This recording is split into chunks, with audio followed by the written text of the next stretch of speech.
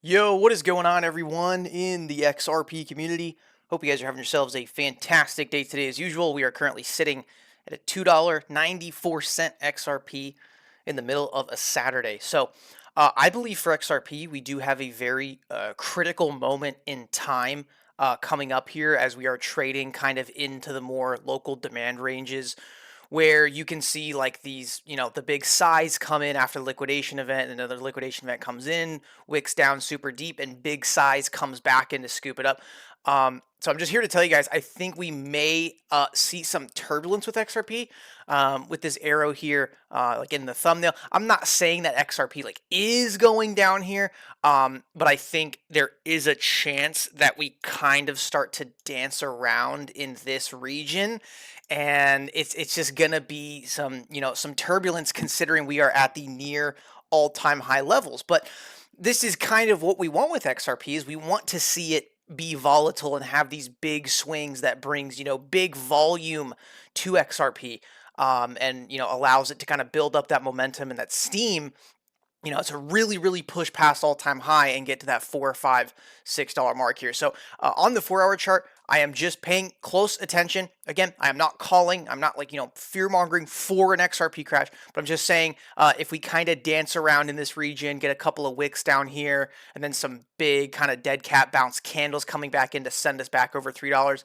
I'm just saying it's really important to just kind of pay attention to what ends up going on here, because we have strong demand down in this zone right here.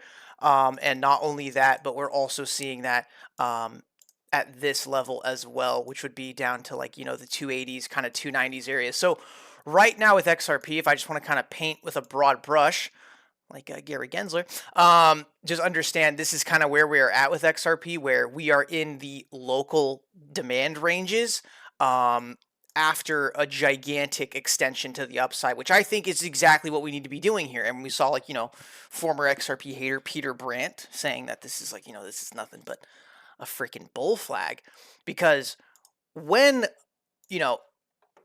really with any asset, but in crypto especially, where we get these insane movements, when we have huge price extensions and then kind of a couple of days of just this like sideways chopping wicks up and down, it's kind of exactly what you want to see. Like look at XRP on the way up here. Every time it gets these crazy wicks, these crazy volatility. I mean, yeah, it might not be fun, to look at the the unrealized gains in your portfolio and see like, oh my god, I lost this much money today. But it's like in reality, if you never sell, the liquidation event doesn't mean anything to you. Think about all the liquidation events that we have held through, and it's like if you don't sell in those events, they don't matter. And then you can actually be accumulating during those liquidation events to actually, propel your portfolio forward. So just understand, ever since Trump got in, we've had this insane rally. Just understand that along the way, yeah, we're going to get some crazy volatility. We're going to get some turbulence. XRP may wick down to like 280, 270, and then it's just going to get sniped right back up with the big size coming in, because we have so much strength and momentum on XRP right now. Now, if you want to talk about like the biggest, kind of sideways thing we've had happen so far, which ended up being this zone right here, which is like just another bull flag, right? And we had XRP trading in the, slightly over, $2 and some change range, broke way up, made the all-time high break, and then now is kind of chopping again. So what we're really seeing right now is all this stuff that happened here, and here. We're just seeing that play over all over again. All over again. So I do just want to say, prepare for some turbulence.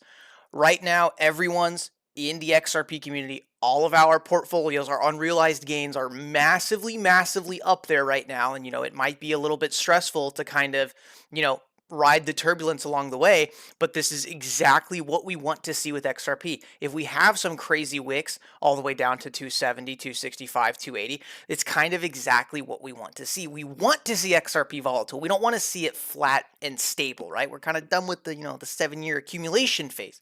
We want to see this thing just be an absolute roller coaster of liquidity, constantly going up and down, because that is where the speculation is going to ramp up into sixth gear, and we can get a gigantic move for XRP where we move to prices that are not thought to be possible.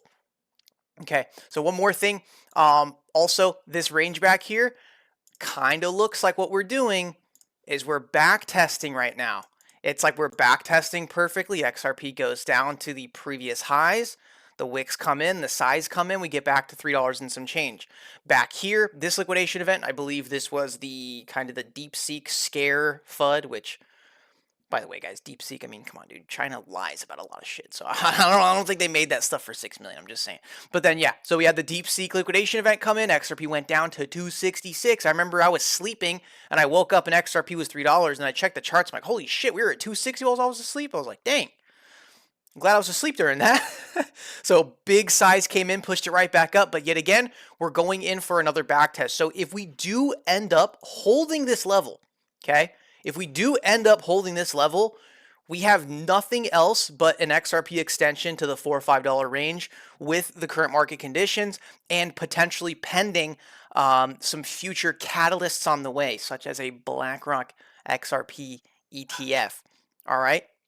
So another thing I kind of want to give my thoughts on is that, right now, I feel like the market's kind of in a weird position with Trump because, like, when Trump got elected and the months leading up to the Trump inauguration, the speculation was rampant. The speculation was everywhere, like, oh my God, Trump's going to get in. This is going to be a golden 4 years for crypto. And then on inauguration day, everything just they just play the sell the news. And I think what some market participants are kind of confused about is like, oh, well, I heard all this, pro crypto, pro Bitcoin, Trump stuff, but then he gets into office and he doesn't really do anything for crypto. Well, it's like, dude, yeah, let him get in there. Let him handle his number 1, his number 10, his number 20, his number 100 priorities first, which I think mainly is going to be, the national security of the United States with the last administration, debatably didn't do a very good job at. So he's, spending all this time signing executive orders to basically unfuck what they did to our country. So it's like, yeah, Trump is pro crypto. Trump, there is a reason that Ripple CEO Brad Garlinghouse and Chief Legal Officer Stuart Alderete, there's a reason they met with him and had dinner at the Mar-a-Lago. There's a reason they were invited to the crypto ball and Brad Garlinghouse is taking pictures with JD Vance. There's a reason for them to be meeting. So just understand, like, yeah, Trump got in and, his number 1 priority wasn't, oh, okay, let's just pump crypto all of a sudden. Let him handle the things that he has to do first. And then best believe he's going to come around to getting, doubling down into crypto and turning us into, the global crypto hub, right?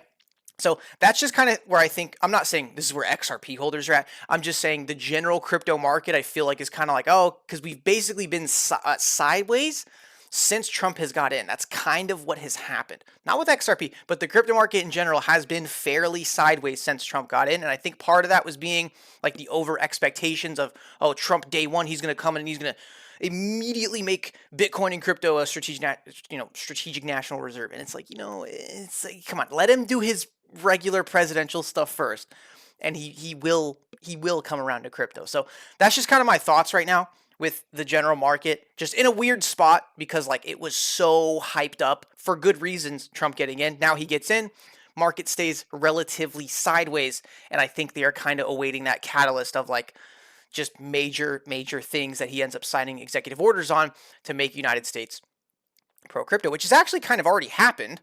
Because he signed an executive order, which is they were going to research, they were going to, invest resources into researching having a strategic crypto reserve. And then a second one, I don't know if it was part of the same executive order or it was a different one, but it was that, like, banks can now actually be custodying crypto, which is kind of freaking massive because all these financial institutions, especially banks, you guys remember that guy Corey Johnson that used to be a part of Ripple back in like 2018, 2019? And the analogy that Corey Johnson used was that you have all these financial institutions. They're like a kid, and they're looking through the glass of a closed candy store, and they're just waiting for it to open up, and they're just waiting to get in there. And I think we're already kind of starting to see that happen, where you're going to have all these banks suddenly pouring in and providing crypto services to all their clients. So, guys, we really have just a golden 4 years ahead of us with this current administration. I understand that, we didn't immediately get a crypto strategic reserve. We're not like immediately, Trump is not immediately going all in on crypto, but it's like, dude, just give him time, let him cook. He'll come around to it. I think his number 1 priority right now is just, United States security, stuff like that, federal funding, kind of reorganizing the government, getting it the way he wants to. But I do think he will come around and be more focused on crypto once he gets his just initial priorities out the way first. But even though he hasn't like immediately kind of dove headfirst into crypto, I mean, still, it's like we've already got these the first ever crypto ETF basket approved, which is only Bitcoin and Ethereum, but it was the first crypto ETF that included more than one cryptocurrency. And that was filed and I believe approved and set to go live pretty soon. So for me with XRP right now, I am going to be keeping a very, very close eye on the charts. Pay attention to the high $2 area prices because dare I say this could be our new 60-cent iron wall at like the high $2 prices. Because if we can hold here and build a floor here, my God, fellas, we are going to see the XRP face melting run. And trust me, faces have already been melted. A lot of people out there never thought XRP would get back to all-time high. But it's like the real face melting is going to begin when it starts building and building and building. It gets very, very close to a double-digit price. And that's where I just think the 7 years of suppression is all just going to unleash within like 1 month, and we're going to see a massive run on XRP. So this high $2 price area, pay very, very close attention to. Minor liquidation events, major liquidation events, big size coming back in to counter the liquidation because, there are big participants and big players that want a good entry on this coin. So just right now we are kind of approaching a crucial moment where, my God, if we form like a double bottom here on the daily and then we have a bullish engulfing following it right back to the local highs of 330, I mean, guys, we're going. The rocket's going to be going. Fellas, not to mention XRP yesterday, my God, the biggest, or I should say, the highest monthly close ever in XRP history, fellas. Right there, $3.05 a coin, the highest monthly close ever in XRP history, and that was just yesterday. All right, fellas, so we got some good stuff coming up. Critical moments, potential press releases. That BlackRock XRP ETF, fellas, I'm waiting. Don't ever forget when Charles Gasparino asks Larry Fink live on television, "Hey, you know about an XRP ETF? Can you talk about it?" And Larry Fink says, "No, I can't talk about it." And Charles Gasparino's like, "No, really, I want you to talk about it." And then Larry Fink kind of lets out this body language frustration of like, "I can't," with a smile. He's like, I can't talk about it." I will never forget that moment. Body language does not lie. That is one thing. That is one way humans can never lie, is body language. And he let out that kind of exhaustion of frustration and kind of with a little smile, like, I can't. Just saying. So BlackRock XRP ETF, any other potential catalysts around there, we will see, guys. Ripple has been absolutely cooking. Brad Garlinghouse has been much, much more active on social media these days. And guys, Gary Gensler is gone. The lawsuit, I don't even know anymore. The market doesn't care. It does not care about the appeal. I mean, we won the lawsuit. Now there's just the appeal, which it's like, I don't know if like the new administration at the SEC, they're just going to say like, okay, well, we withdraw our appeal. We're done. We're closing this off. Kind of waiting for that to come in because it's like, although I believe the market doesn't care about the XRP lawsuit right now, like for example, kind of in this range, yeah, people definitely cared about the lawsuit because this is when the lawsuit was getting kind of hot and hurty, and there was just like the only thing that you could talk about with XRP was the lawsuit, right? And it's just now we've kind of gotten to the point where it's like, dude, no one really cares. We won the case. XRP is not a security. Yeah, okay, they got their little technical ongoing appeal, but although the market doesn't care about it, I think if it ends up coming out as a press release that the appeal is 100% gone and done, I think the market will take that as a good sign. Is like, this is 100% in the history of XRP and is no longer relevant. So guys, I am super excited for the next couple of months for XRP. I think February will be a really big month. If we do get a run to like $5-6, dude, we're literally going to flip Ethereum, be the number 2 largest cryptocurrency in the world. And we will see a lot of people that sidelined XRP, that faded XRP, that always hated on XRP. They never fucking gave it the time of day. And all of a sudden, it claims its rightful number 2 spot. Let me know if you guys in the comments, my OGs, do you guys remember when XRP was always the number 2 crypto? You guys remember that? for the longest time, it was the biggest crypto aside from Bitcoin. That's like one of the things that got me into it, because like, oh, okay, well, Bitcoin's this price, but then it's like this second thing is in the pennies. Like, oh, this is, what do they do? Banks? So, I mean, XRP was always number 2 crypto. So it's like, we got to claim the rightful throne in number 2. And then one day, if you know, we're going to do the number 1 thing again by total market cap. So, fellas, that's it for the video today. Appreciate you guys tuning in, and I'll see you guys in the next one. Peace.